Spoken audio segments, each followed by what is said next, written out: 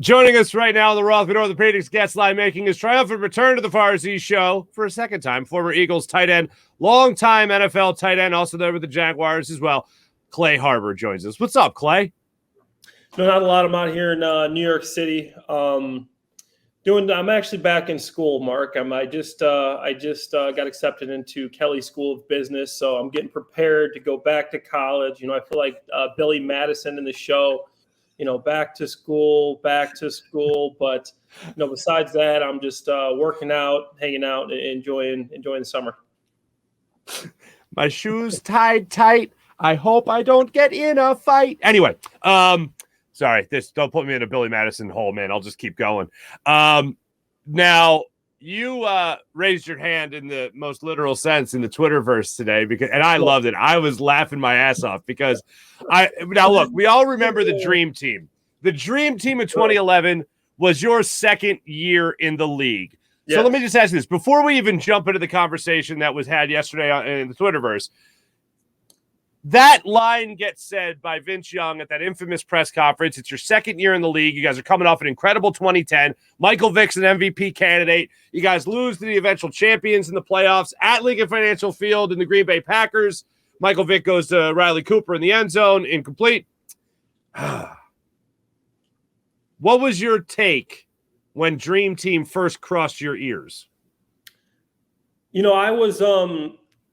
I was still trying to figure everything out. Obviously, it's my second year in the league. I was on this team with all these big name guys. You got Shady, you got Michael Vick, you got Jeremy Maclin, Deshaun Jackson. You got all these big name guys, and I'm coming in from Missouri State, and I'm just excited. I'm just happy to be there at that point. And I know we had some tight ends coming in, and you're just focused on winning the job. And I remember Vince Young gets signed, and we had signed Nnamdi, we had signed DRC. We had some big name guys. Obviously we still had Deshaun, Michael Vick, the big name guys. And then we signed Vince Young, it's a backup quarterback, and he says Dream Team, and then it just spirals, goes absolutely bananas, bonkers, crazy. And that's all you would hear about all season long. And that ended up being like every time we lost a game or did something bad, everyone's like, oh, Dream Team's turning into a nightmare. Everybody's making a playoff of it, which I thought was funny because that's when Vince Young first signed. Okay, he's just signed that day and just said Dream Team. Then this year you hear Miles Sanders say, what did he say? He said an all-star team, a team of all-stars, yeah. And that it got a little bit, but he's actually the starting running back. And he's been on this team for a few years. And nobody makes a big deal about that. I guess times are changing. But Vince Young, guy that didn't throw one pass, didn't play one practice, gets signed and says Dream Team. And it's all we hear about all year long. It's all you can hear about. And it was a rough year. We had so many ups and downs. It was an emotional year. That's the year Coach Reed's son passed away, and he was friends of all of us, Garrett.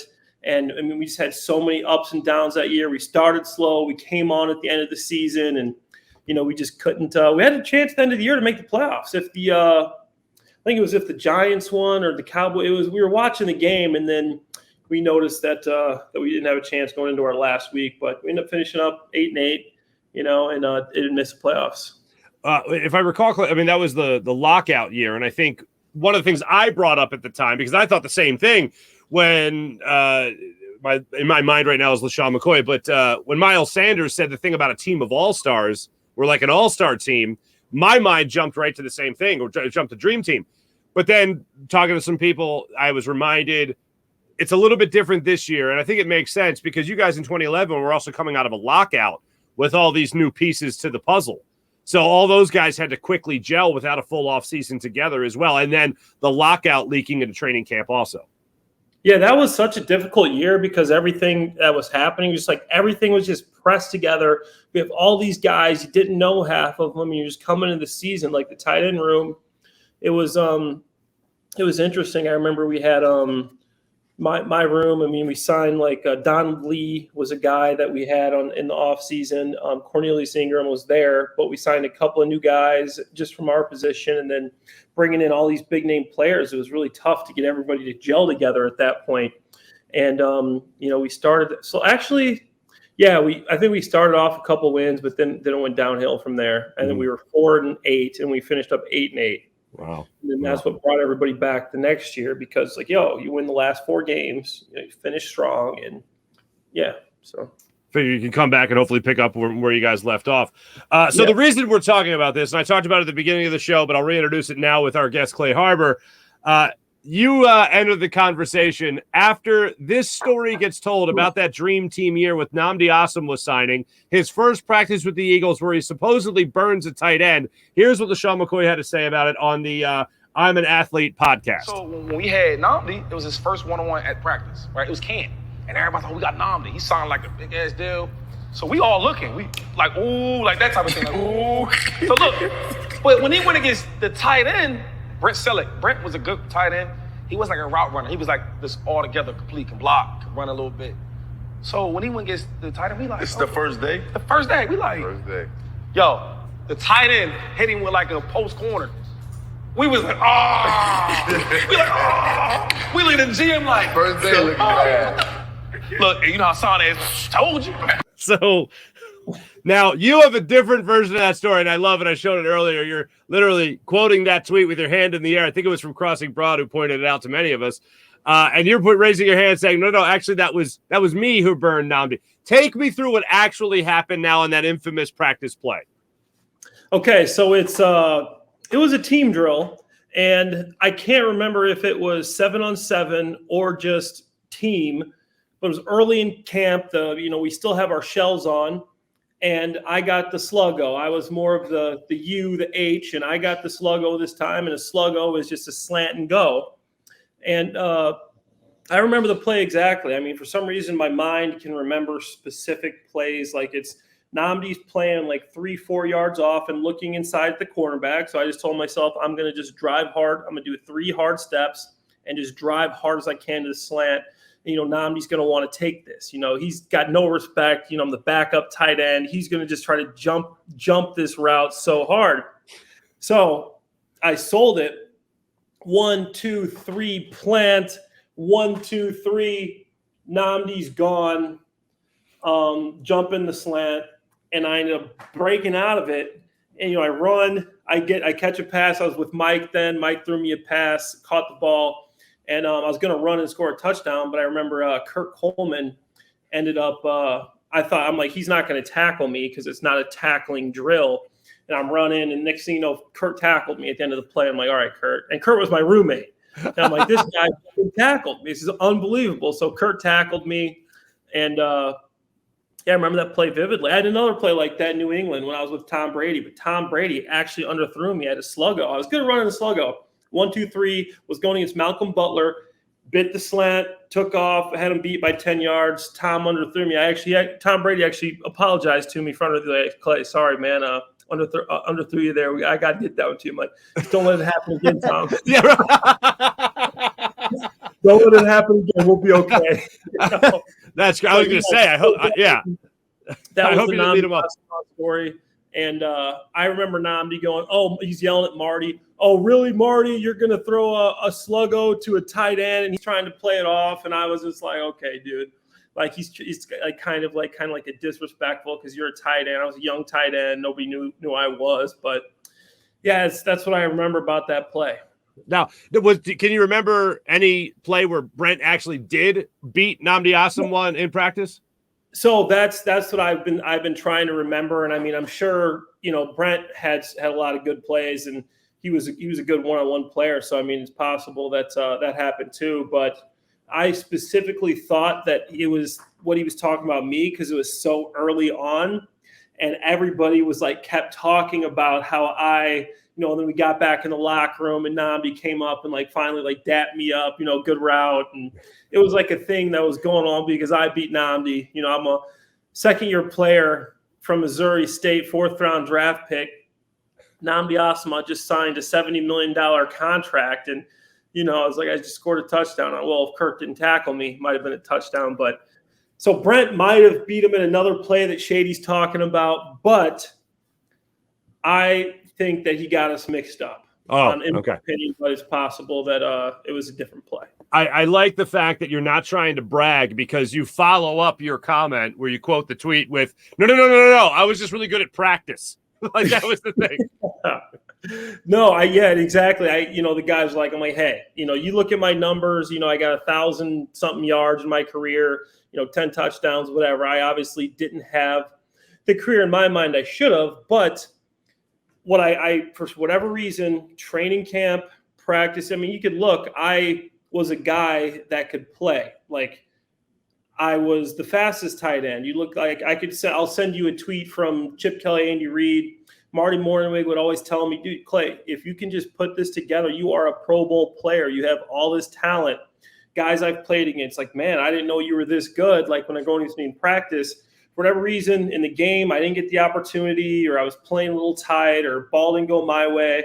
I started playing well in Jacksonville, where I was a top 40 PFF, Bleacher Report tight end 2 years in a row. But then there's not as many opportunities. So in Jacksonville, you get 350 yards receiving. That's like you're the worst offense in the league. That's like getting 700 somewhere else. Right. But to just say, training camp, preseason stuff, for whatever reason, I was making a lot of plays and getting a lot of catches. Mr. Lehigh. Articles that I could send you and show you guys, the coaches talking about it, and you guys, the media guys talking about it, and so I was like, hey, in practice, I was a Hall of Famer. So that was actually not a bad thing by Nnamdi.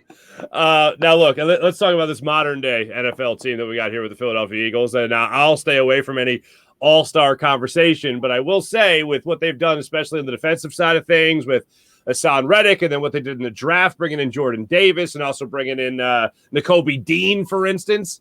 Maybe one more safety to add to this bunch. It feels like this team, I'll just say this, has assembled a good amount of talent. And also the offensive line looks like they're going to be pretty good as well. What's your overall assessment when looking at this team as it's about to head into training camp? Honestly, I got to give a shot. Howie did a hell of a job, putting this team together. And it's me saying it, a guy that he cut at one point. He did draft me too, so I'll let him slide.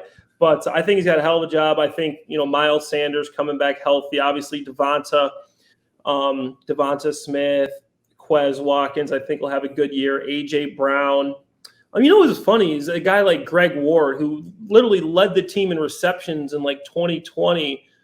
And now, with Zach Pascal, all these guys, he's literally on the roster bubble, might not make the roster. Right. That's just something I was looking at today, looking at the roster. And I'm like, Greg Ward was playing a ton of snaps. And last year, I think he played 25% of the snaps. But I think they put together a heck of a team. We got Kelsey back, Lane Johnson, and Jordan at the left tackle, two of the best offensive line. There's really no weaknesses. My shout out to, my buddy TJ Edwards. I think he's going to have a good year. The James Bradbury, I thought that was an underrated move, bringing him in. The team, they stay healthy. I think they're the favorite in the East for sure. What do you think? I'm right there. I think they are the favorite. People ask me, if I go out, whatever, people will talk to me about the Eagles, and a lot of times I'll try to, I don't want to get engaged in an argument while I'm out and about. Yeah. I usually say they're going to do well, but I honestly legit feel like they're going to win the division this year. And a little bit of that's scary because the minute I get optimistic, the minute that dream team, that phrase starts to creep into my brain. But in all honesty, I think Jalen Hurts is going to take a step forward this year. I think Nick Sirianni's, I think he's got the pieces around him to be better. And I think this defense, 23 years old. Yeah. He's going to get better. There's no hole. If you looked at us, people would say, okay, they got this great team, but our interior line and our linebackers weren't good. The dream team year, we didn't have great linebacker, whatever. But this team, the offensive line is one of the best offensive line in the league, in my opinion. I think they got good running backs. They didn't add anything there, but I think they have good running backs. The only thing you can say, realistically, you look at the linebackers, Kaiser White, Nakobe Dean could be one of the biggest steals of the draft, in my opinion. TJ Edwards has played well. Hassan Reddick, Darius Slay is entering Hall of Fame territory, in my opinion. these guys stay healthy, I mean, your only question is the quarterback. And, Jalen didn't blow people away last year, but I still think he had a solid year unless I'm missing something. Obviously, it wasn't the year that if you want to go deep in the playoffs, but if he doesn't even improve, the rest of your team has, and you had a playoff team. Mm-hmm. So I think Jalen improves. I follow him on social media. The guy looks like he's working hard all the time. And from what I hear from the players, this guy's a hard-working dude.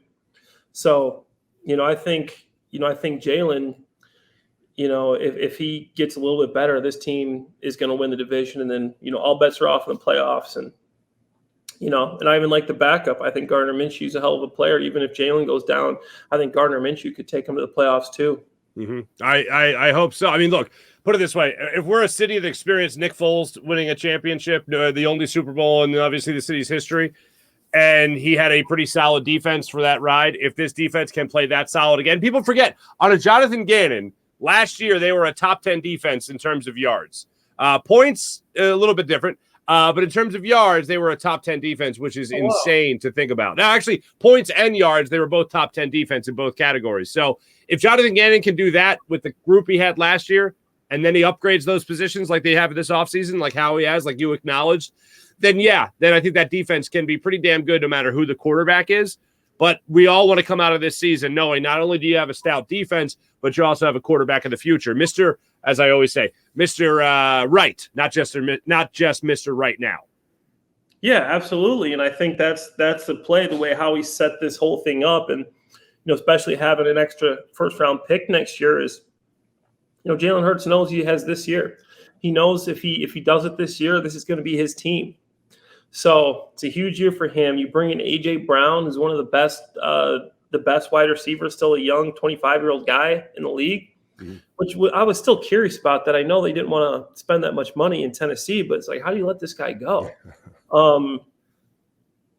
I think one of the only things that I'm worried about is say Dallas Goedert goes down. I mean, I don't think there's a lot of depth. But you got Jack Stoll, Tyree Jackson, Grant. Is Richard Rodgers still on the roster? No, I think they released him last year. Okay. Yeah. So it wouldn't surprise me. I don't know where he is now. I haven't followed, but he's one of those guys that I feel like he'll be available. And I respect the guy who works his ass off, but I don't know if he's still on the roster. I don't see much depth there. I think Goddard, in my opinion, top 3 tight end in the league. Just watching him since, on Twitter, I'm just, looking up stats. Goddard, Jalen Hurts' QBR when throwing to Dallas Goedert is 95. His QBR when in total is 45. Like, just get this guy the ball. Like, linebackers can't guard him. Like, look, I watch tight ends. When I'm watching the game, I can't help myself. Goddard is like 7'11". The guy's always open. He's just always open, doesn't close. It's like a bodega place across the street from my New York City apartment, man. The place is always open. That's Wawa around these parts. So just to jump back to the Nnamdi Asomugha story for a second. So you said Marty Mornhinweg and he had a little exchange there. Did Nnamdi take exception to it? It sounds like he did. And was Marty trying to say, hey, you earned your stripes out there in Oakland, now earn them here in Philadelphia as well? So Nnamdi, after the play, is yelling at Marty, like, oh, really, Marty? You're going to throw a sluggo to a tight end? Because, Marty's the offensive coordinator, and Marty called the play, and it's a shot play. And I don't really remember exactly what the exchange was there. But, Marty is always the guy that's, he's like, we're going to test him. We'd be in the meeting room, and he'd be like, we're going against Patrick Peterson or something. Like, this guy ain't Deion Sanders. This guy ain't 21 out there. I played against Deion Sanders. You threw the ball away from him. This guy ain't Deion. This guy ain't Deion. We're going to test him. That's the type of guy Marty was. Love Marty. One of my favorite coaches. Awesome guy. But it's something like that is probably what happened there. And then one more thing. Sorry, I lied. This is the last thing I promise on that play. LaShawn says in the clip they were looking at the GM. So that means everyone was looking at Howie. Were people my question is, were people and do players ever look at the general manager and be like, how do you not know that this guy is a scheme guy in Oakland and not necessarily that one-on-one guy here in Philadelphia. You know, I've been in places to where like you get these guys that come in and then like you start playing with them and you're like, this is him. You're like, this is the guy. Like I expected more, but even when I've went places, I'm like, okay, it's just like when you get to see people in person, and the problem is for a guy like a GM, right? You see a guy performing in the scheme. You don't get to see him every day in practice, I mean, maybe you go back to his like college days, you could see some practice, but you don't get to see the guy practice. You just see what he does on the field. He could be playing his scheme really well, but then you don't know how he's going to react in your scheme. That's why you see so many guys like, oh, this guy was a bust. It's like, no, he just didn't fit that scheme. Right. He fit this scheme, didn't fit that scheme. But that happened a lot. We'd get this high-priced guy, and we'd be like, really? Like, that same year, we had wide receiver Steve Smith. I'm not saying he was a bust or anything, but I just remember some guys that were brought in that had put up numbers and stuff like that, and we're like, okay, like that's interesting. We had a lot of players that year. I mean, Ronnie Brown, I'm pretty sure was that season. I mean, we had a number of guys that year, and I just remember during camp and stuff like that, just seeing some of them, and a lot of us that were there were like, wow, and that happened a lot in the league. Sure. Yeah. Clay, great catching up with you, man. Seriously, always a pleasure talking football with you. I'll show your Twitter account again so people know to follow you, where they can find you and all that stuff. Good luck going back to school there, Billy Madison. Back to school. Just as long as it doesn't end with what you said in no way, shape, or form resembled an answer. Yeah. And may God have mercy on your soul. A simple no would have been just fine. But yeah, no, absolutely. No, I'm excited for it and looking forward to getting my MBA, and it'll be fun. Awesome. Clay Harbor, ladies and gentlemen, joining us on the Rothman Orthopaedics guest line.